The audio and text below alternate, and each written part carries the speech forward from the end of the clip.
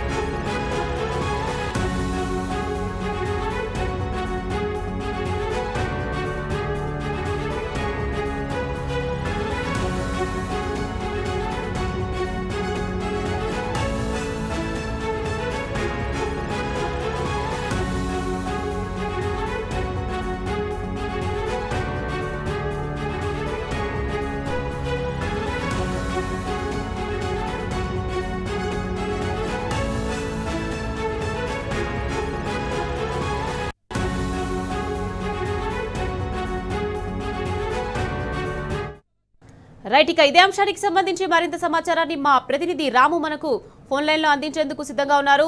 రాము, చెప్పండి. ఇక రేవంత్ సర్కార్ నిర్లక్ష్యాన్ని ఎండగట్టేందుకు కన్నెపల్లి పంప్ హౌస్ పర్యటనకు సూర్యాపేట జిల్లా నుండి జగదీష్ రెడ్డి బయలుదేరారు. దీనికి సంబంధించి అప్డేట్స్ ఏంటి? పెద్ద ఎత్తున కూడా సూర్యాపేట జిల్లా నుంచి రైతులు కదం దొక్కుతా ఉన్నారు. చలో కన్నపల్లి అంటూ ముందుకు వెళ్తా ఉన్నారు. మాజీ మంత్రి సూర్యాపేట ఎమ్మెల్యే జగదీష్ రెడ్డి నేతృత్వంలో వేలాది మంది రైతులు సూర్యాపేట జిల్లా కేంద్రాన్ని చేసుకుని కాన్వాయ్గా తిరుమల మీదుగా జనగాం మీదుగా కన్నపల్లి వరకు కూడా వెళ్తా ఉన్నారు. ఈ రోజు BRS party working president KTR గారు కన్నపల్లి పంప్ హౌస్ క్షేత్రస్థాయిలో పర్యటన చేసి అక్కడ పరిశీలించి అక్కడ ఎదురైనటువంటి పరిస్థితులు ఉన్నాయి. గోదావరి జలాలన్నింటినీ కూడా అపనంగా సముద్రంలోకి ఏ విధంగా వదిలిపెడతా ఉన్నారు. పైన ఉన్నటువంటి మేడిగడ్డ సంబంధించి కొద్ది ఇబ్బందులు ఉన్నప్పుడు కూడా ఇక్కడ ఉన్నటువంటి కన్నపల్లి పంప్ హౌస్ ఆన్ చేస్తే ఎల్లంపల్లి, ఎల్లండి, మిడ్మానేరు, అదేవిధంగా మల్లన్న సాగర్, కొండపోచమ్మ సాగర్ ఇవన్నీ కూడా నింపితే లక్షలాది ఎకరాలు నీరు ఇవ్వచ్చు అంటూ కూడా ఈ రోజు క్షేత్రస్థాయిలో నిరూపించేందుకు క్షేత్రస్థాయిలో ఉన్నటువంటి నిజాలన్నింటినీ కూడా తెలంగాణ సమాజానికి కళ్ళ కట్టినట్టు చూపించేందుకు బీఆర్ఎస్ పార్టీ వర్కింగ్ ప్రెసిడెంట్ ఇప్పటికే బయలుదేరడం జరిగింది.